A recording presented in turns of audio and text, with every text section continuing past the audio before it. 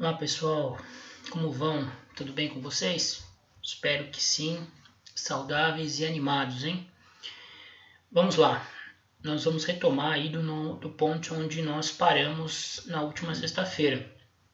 Nós falávamos das características peculiares das ações possessórias de força nova.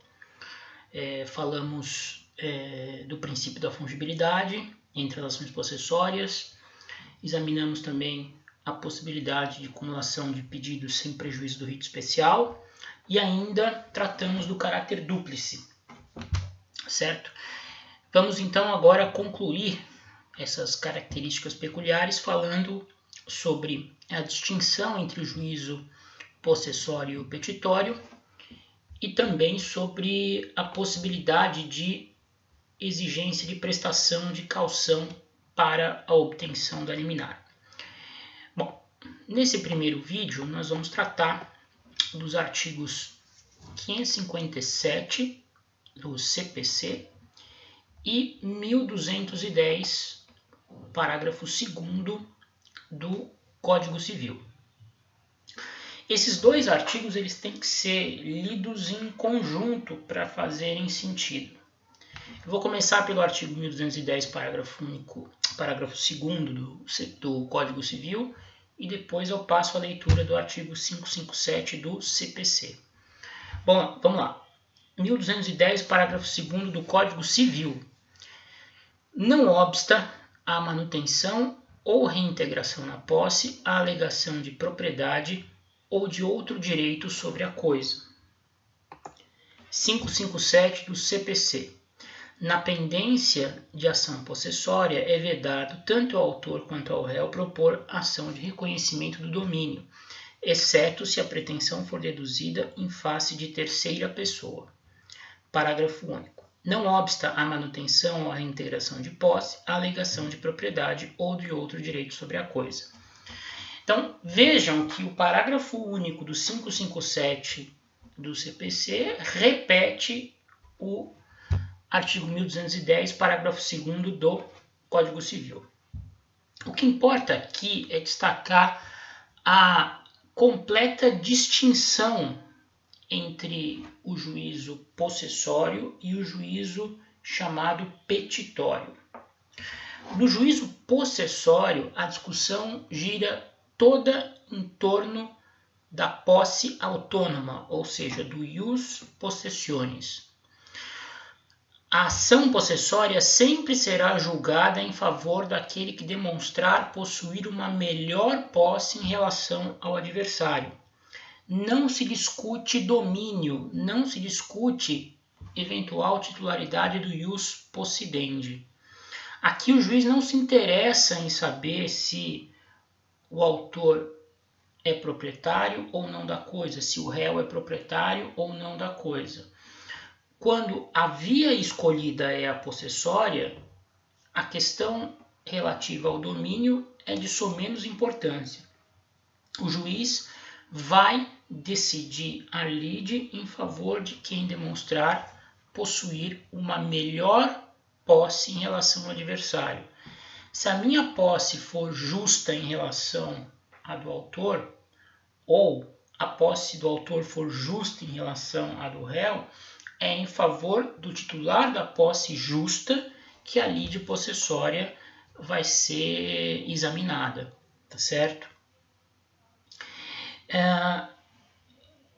Um detalhe importante, não adianta na ação possessória o autor invocar a propriedade como fundamento do pedido feito ao final. Se ele não tem como demonstrar que exercia melhor posse em relação ao réu, sendo titular do domínio, tendo ius possidendi, cabe ao autor escolher a via petitória.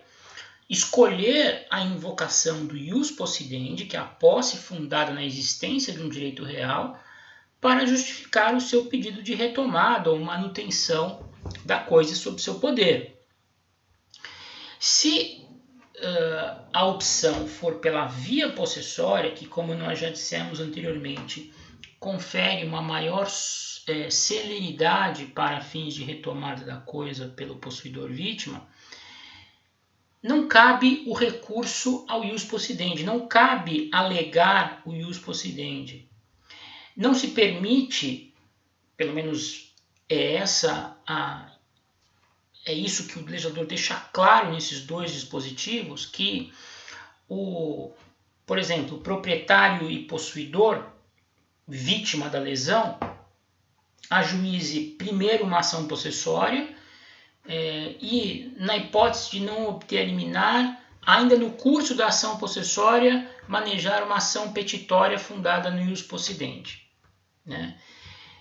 Há uma proibição aqui explícita. Na pendência de ação possessória é vedado tanto ao autor quanto ao réu propor ação de reconhecimento de domínio, né? Ou seja, reconhecimento de propriedade, de direito real e, por conseguinte, o reconhecimento do ius possidendi, exceto se a pretensão for deduzida em face de uma terceira pessoa.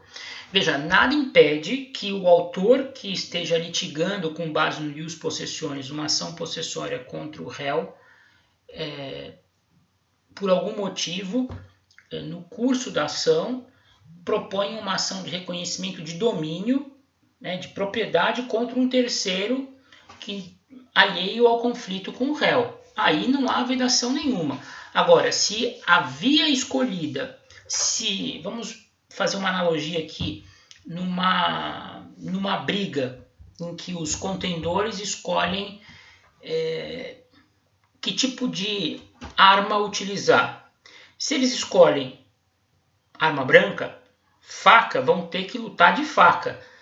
Não pode o que escolheu a faca, vendo que está perdendo, que está ameaçado naquele conflito, tirar a bazuca do bolso para matar o adversário. Uma vez escolhida a via possessória, por aquele que tem ius possidendi e ius possessionis, aquele que ao mesmo tempo é proprietário e possuidor, ele vai ter que esgotar a via possessória para só então, eventualmente, se for mal sucedido, invocar o seu ius possidendi, o seu direito real, para justificar a retomada da coisa. Tá? É isso que deixa claro esses artigos 1210 e 1210, parágrafo 2º do Código Civil e o 557 do CPC. Agora, nós precisamos só fazer uma ponderação aqui. Há uma jurisprudência, há uma corrente jurisprudencial e também doutrinária expressiva que sustenta que essa vedação da lei somente se aplicaria nos casos em que tanto o autor quanto o réu da ação estivessem litigando com base na posse. Vejam,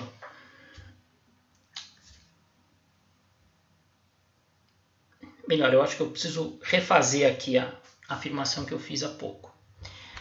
A jurisprudência ela tem limitado a incidência desse artigo 557 do 1210, parágrafo 2º do Código Civil, aos casos em que na possessória a posse é disputada com base em títulos de domínio.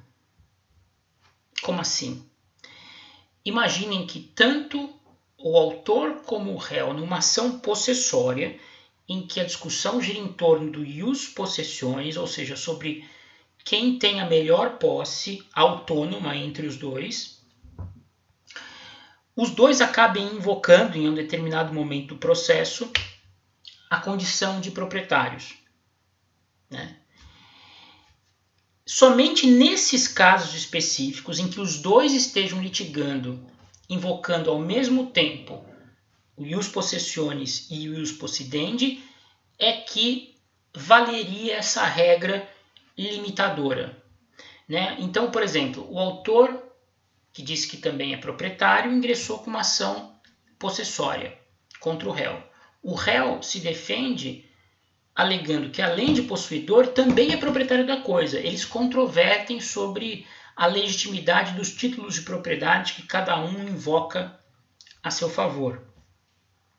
Somente nesses casos é que haveria o impedimento de se discutir no juízo possessório o domínio da coisa.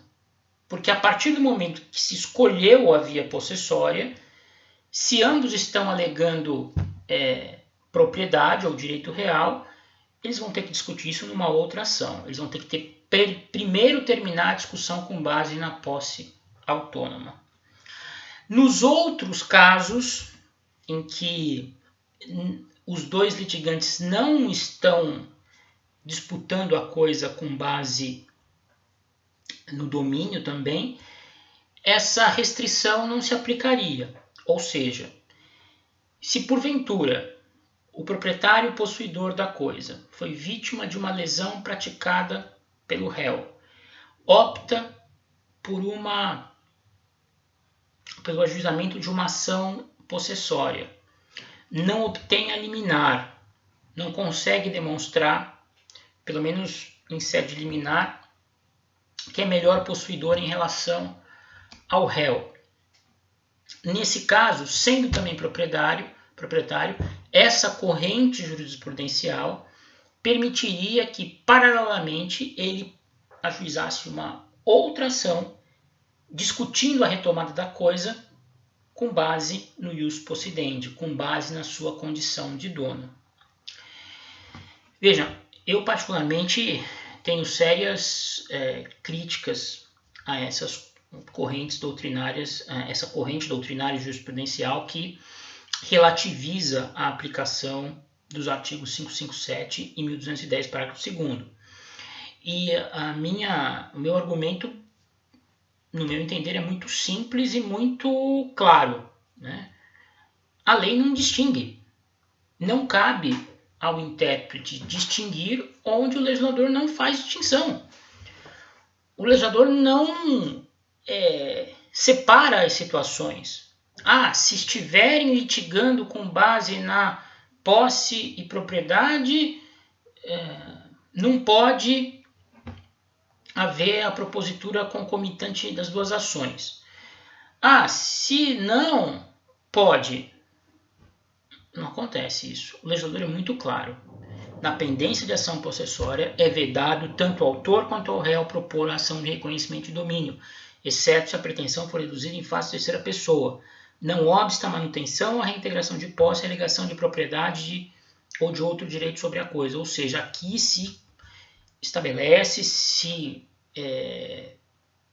especifica, se afirma com vigor que, enquanto estivermos na pendência de uma ação possessória fundada no ius possidendi, não cabe a propositura de ação reivindicatória.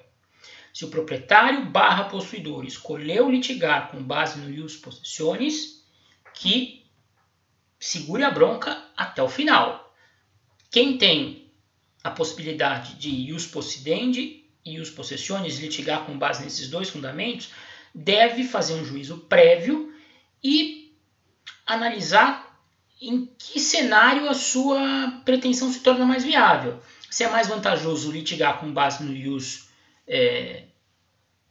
possidendi, e aí vai ter que sujeitar ao rito ordinário, com um pouco mais de lentidão, ou se convém abdicar da prerrogativa da propriedade e litigar com base exclusivamente no ius possessionis, ou seja, com base na melhor posse, na posse autônoma. Tá certo? Vou terminar por aqui. No próximo vídeo nós analisamos a última das características peculiares das ações possessórias.